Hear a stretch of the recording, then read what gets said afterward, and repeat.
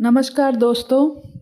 आज संजीवनी में एक नया अध्याय शुरू करने जा रही हूँ और इस नए अध्याय में है बहुत सारा रोमांच, बहुत सारा मज़ा और बहुत सारे खूबसूरत नज़ारे।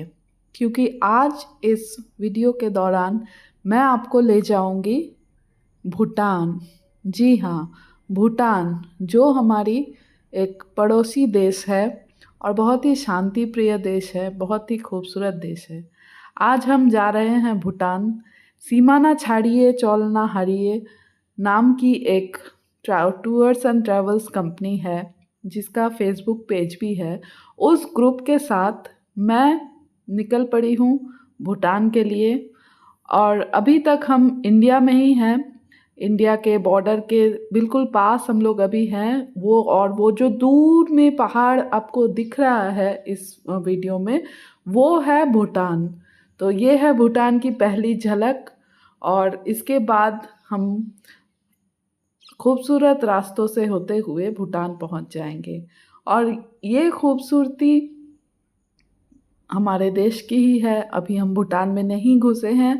ये हमारे पश्चिम बंगाल के चाय बागान की खूबसूरती आप देख सकते हैं।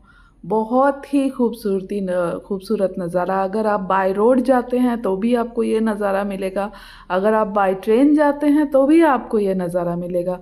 एक एक तरफ देखेंगे और एक एक तरह का नज़ारा आपको देखने को मिलेगा। चाय बागान बहुत ही खूबसूरत दिखते हैं। और इसके बाद हम पहुंच गए हैं सीमा पर। ये है भूटान की इमिग्रेशन सेंटर, जहां पर दो तरह से चेक इन होती है। फर्स्ट वाली होने के बाद हम लोग यहाँ पर लाइन में लगे हैं। इसके बाद हम लोग एक और बिल्डिंग में जाते हैं और वहाँ पर एक और बार हमारी जितने दिन आप भूटान में रहेंगे उतने दिन के लिए 1200 रुपये करके लिया जाता है। वो पैसे का हिसाब सेकेंड बिल्डिंग में होता है। और ये साइड आप जो देखा आपने, वो भूटान था। भूटान के गेट के इस पार हम लोग आ चुके हैं और यहाँ पर सबको एंट्री परमिट 1 बाय 1 मिल रही है। और इसके बाद भूटानीज गाइड हमें वेलकम कर रहे हैं। उनके देश में इस तरह से ही हमें लोग अतिथियों को वेलकम किया जाता है। तो बहुत ही खूबसूरत अभी तक का एक्सपीरियंस। जस्ट स्टार्टिंग है ये, अभी तो बहुत कुछ बाकी है, लेकिन शुरुआत ही अगर अच्छी हो तो मन अच्छा हो जाता है पूरे ट्रिप के लिए। और हम अब निकल पड़े हैं भूटान के राजधानी शहर थिम्पू की ओर। हम अभी फुट सीलिंग में हैं, जहाँ पर इमिग्रेशन सेंटर है। और इमिग्रेशन सेंटर से निकलने के बाद, वेलकम होने के बाद, अब हम लोग फिर गाड़ी में चढ़कर, बस में चढ़कर चले जा रहे हैं बाय रोड थिम्पू की ओर। यहाँ से थिम्पू की जर्नी काफ़ी लंबी है, लगभग 5 से 6 घंटे आपको लग जाते हैं। तो इस वजह से थोड़ी थकान होती है, लेकिन ये पूरी जर्नी इतनी ही ज़्यादा खूबसूरत है कि आपको बिल्कुल भी नहीं लगेगा कि आप थक गए हैं या आपको बोर लग रहा है। हर एक मोड़ एक नया नज़ारा लेकर के आपके सामने आ जाता है। और ये फुट सीलिंग शहर भी बहुत ही खूबसूरती के साथ सजाया गया है, जैसा कि आप देख रहे हैं। और ये आ गए हम, हमारे गाइड क्या बोल रहे हैं ज़रा सुन लेते हैं।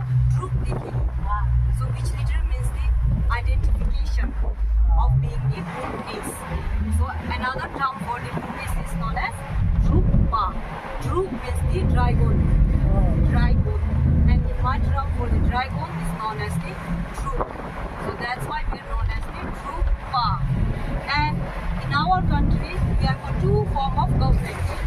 We are for two form of government, which is the religious and politics. And for the religious, our head is known as the chief abbot.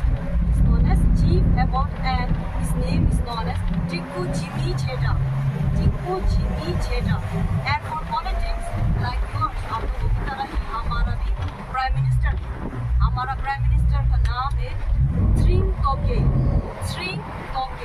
And ये दोनों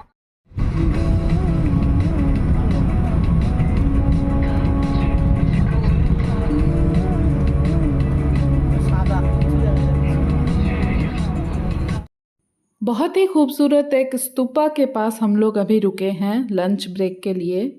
और ये स्तूपास बनाए जाते हैं भूटान में किसी की याद में। जैसे कि आप आगे भी कई और तरह के स्तूपास देखेंगे, बहुत ही तरह के डिज़ाइन के तो स्तूपा देखेंगे। ये सारे ही स्तूपास किसी न किसी की याद में बनाए गए हैं। हर एक स्तूपा की अपनी अलग अलग कहानी है। तो यहाँ पर ये खूबसूरत स्तूपास देखने के लिए हम लोग पहुँच गए थे, लेकिन अलग से नहीं, लंच ब्रेक के लिए जस्ट इसके बगल में ही एक बहुत ही अच्छा रेस्टोरेंट था, वहाँ पे हमने लंच किया था। और हर एक गाड़ी में एक गाइड रहना ज़रूरी है। ये वहाँ का सिस्टम है कि आपको एक गाइड लेना ही पड़ेगा।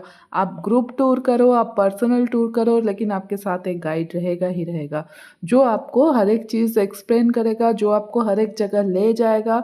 जो आपके साथ नहीं होने पर आपको वहाँ पर एंट्री ही नहीं मिलेगी। आप खुद टिकट नहीं काट सकते, आपको उसके थ्रू टिकट काटना पड़ेगा। ये एक बहुत ही अच्छा तरीका मुझे लगा एम्प्लॉयमेंट बढ़ाने का। लड़के और लड़कियों को, यूथ को अच्छी खासी जॉब मिल रही है इस वजह से टूरिस्ट के साथ।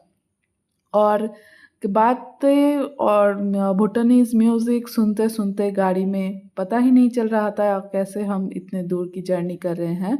और इसके बाद हमारा सेकंड ब्रेक हम ले लिया यहाँ पर एक टी ब्रेक के लिए। और शाम होने को है, बहुत ही रास्ता पहाड़ी रास्ता है। गाइड हमें बार बार बोल रहे थे कि आप मत रुकिए, लेकिन थोड़ा सा ब्रेक तो बनता है, किटकैट ब्रेक तो बनता है।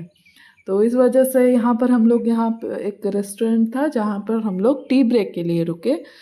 लेकिन बाहर का नज़ारा इतना खूबसूरत कि आप बिना फ़ोटो और वीडियो लिए रह ही नहीं पाएंगे।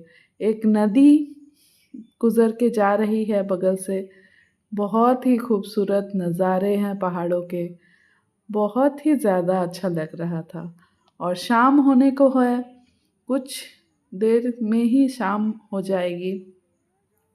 और हम लोगों के पहुँचते पहुँचते लगभग 7 या 7:30 तो बज ही जाएंगे।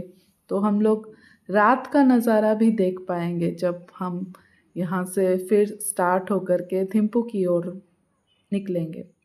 और ये हम थिम्पू पहुँच चुके हैं, भूटान की राजधानी थिम्पू। रात हो गई है, रात के लगभग 7:30 बज रहे हैं। और ये रहा हमारा होटल रूम।